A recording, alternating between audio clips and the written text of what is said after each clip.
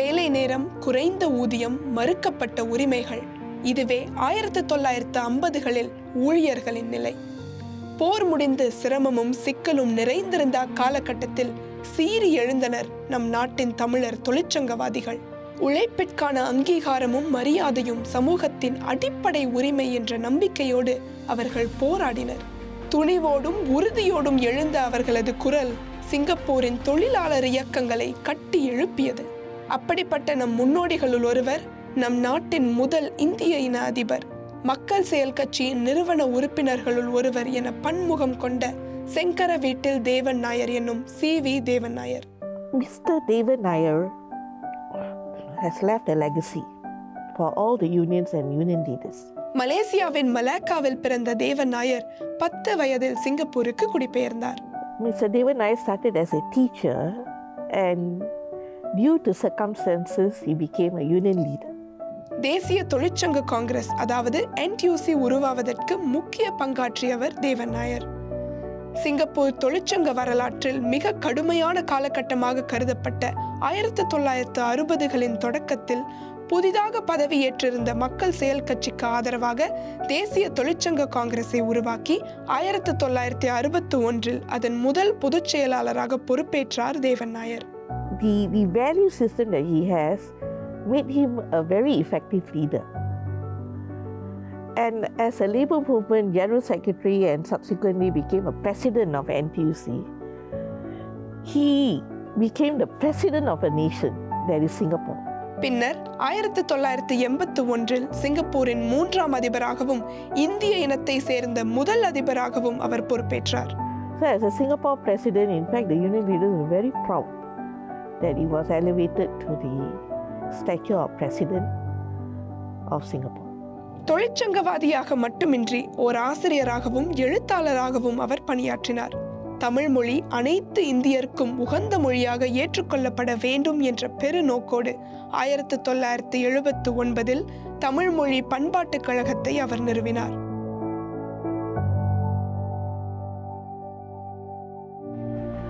அதே காலகட்டத்தில் பொது ஊழியர்களின் உரிமை குரலாக ஒலித்தார் மற்றொரு தொழிற்சங்கவாதியான கோ கந்தசாமி என்று அழைக்கப்படும் திரு கோவிந்தசாமி கந்தசாமி. அவர் பினாங்கிலேருந்து வந்தார். அந்த 1930s அவர் ஃபர்ஸ்ட் வேலை சிங்கப்பூர் போஸ்ட், அவர் கிளாக்காக சேர்ந்தார் சிங்கப்பூர் போஸ்டில். 1940களில் Singapore union of postal and telecommunication ஒர்க்கர்ஸில் தன் தொழிற்சங்க பயணத்தை தொடங்கி பின்னர் சிங்கப்பூர் தொழிற்சங்க காங்கிரஸின் பொதுச் செயலாளராக பணியாற்றினார். அந்த யூனியன் ஸ்டார்ட் பண்ணிட்டோன்னே என்ன பண்ணார், there were some challenges in terms of how we protect the postal workers. So அந்த காலகட்டத்தில் அவர் ஒரு இளைய வழக்கறிஞரை சேர்த்துக்கொண்டார் அட்வைஸ் பண்ணுறதுக்கு இந்த யூனியன். அந்த இளைய வழக்கறிஞரின் பேர் திரு லீ குவான் யூ. ஒரு நீர்ச்சல் ஏற்பட்டது, அதை திரு லீ குவான் யூ தான் தீர்த்து வைத்தார். அதனால் போஸ்டல் ஒர்க்கர்ஸ்க்கு நல்ல பே பேக்கேஜ், நல்ல ஒர்க்கிங் கண்டிஷன்ஸ்லாம் கிடைச்சிது. அரசு பணியாளர்களின் ஊதியத்தை உயர்த்தி வாழ்க்கை தரத்தை மேம்படுத்த பல்வேறு இயக்கங்களில் அவர் முக்கிய பங்காற்றினார். சம்பள பேச்சுவார்த்தையிலலாம் கந்தசாமி பார்த்தீங்கன்னா துணிஞ்சு கேட்பார். அவருக்கு கேட்டால் மற்றவங்க மேலே உள்ள பெரிய அதிகாரிகளோட பயப்படுவாங்க. அந்த மாதிரி அவர் போராடுவார். அதே நேரத்தில் 1959 கம்போங் கப்போர் தொகுதியில் மக்கள் செயல் கட்சியின் வேட்பாளராக போட்டியிட்டு நாடாளுமன்ற உறுப்பினராக தேர்ந்தெடுக்கப்பட்டார். Brief moment politicsல இறங்கினார். So that gives him an understanding of the government's vision of where Singapore was heading. So with all that wealth of knowledge as Indian community leader, அரசியல்வாதியாகவும் தொழிற்சங்கவாதியாகவும் அவரது பயணம் நெறிமுறைகளும் நேர்மையும் நிறைந்த ஒன்றாக அமைந்திருந்தது. So then his journey took him to other areas where he championed the union. That include what we have Urban Redevelopment Authority URA, banking employees. So various sectors. So that அவருக்கு அந்த understanding இருக்கு in terms of the challenges. 1960களில் நடந்த வேலை நிறுத்தங்களில் முன்னிலை வகித்து ஊழியர்களின் உரிமைக்காக திரு கந்தசாமி போராடினார். அவரது அளப்பரிய பணியை அங்கீகரித்து 1993 தேசிய தொழிற்சங்க காங்கிரஸ் அவருக்கு காம்ரேட் ஆஃப் லேபர் விருதை வழங்கியது. அவருக்கு அந்த most important thing is the foresight. All this knowledge enabled him to see the importance of where the Indian community is going to be positioned in future of Singapore. தொழிற்சங்க சேவைக்கு அப்பாற்பட்டு கல்வி மற்றும் சமூக நலனுக்காகவும் பெரும் பங்காற்றியவர் இவர். சிங்கப்பூர் இந்தியர் கல்வி அறக்கட்டளையின் நிறுவனராகவும் தமிழர் பேரவையின் தலைவராகவும் இந்திய சமூகத்தின் முன்னேற்றத்திற்காக உழைத்தார் திரு Kandasamy. Money cannot stand in the way of education, so he wanted to make sure that every Indian child is adequately funded and given education, largely because of the relevance, in terms of how the Indian community is going to be positioned in the future of Singapore.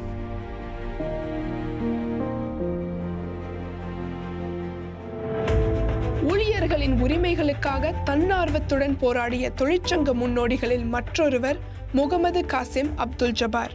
Keppel சாலையில் Keppel ஷிப்யார்ட்னு ஒரு நிறுவனம் இருந்துச்சு. அதில் அவர் MK jowar ஒரு கடைநிலை ஊழியராக சேர்ந்தார்.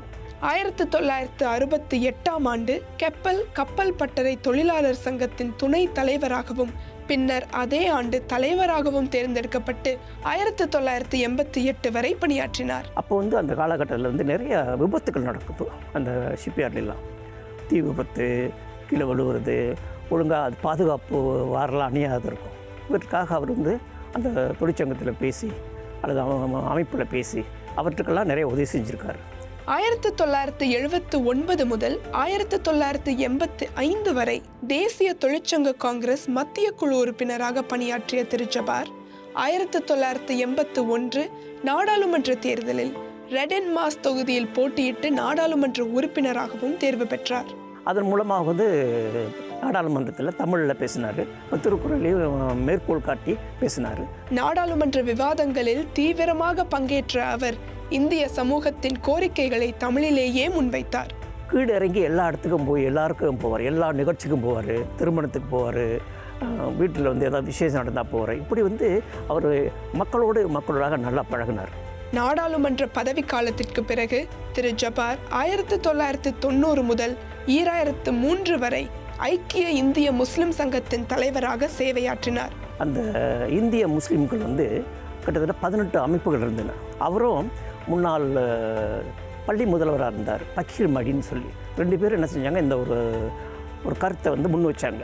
அதன் மூலமாக அவர் எல்லா அந்த 18 பேர்ட்டையும் பேசி ஒரு சிங்கப்பூர் இந்திய முஸ்லீம் பேரவை, முன்பு லீக்குன்னு இருந்துச்சு, அப்புறம் பேரவைன்னு மாற்றிட்டாங்க. அது மூலம் அதுக்குள்ளே ஒன்று சேர்ந்து ஒரு குடையின் கீழ் கொண்டு வந்தாங்க.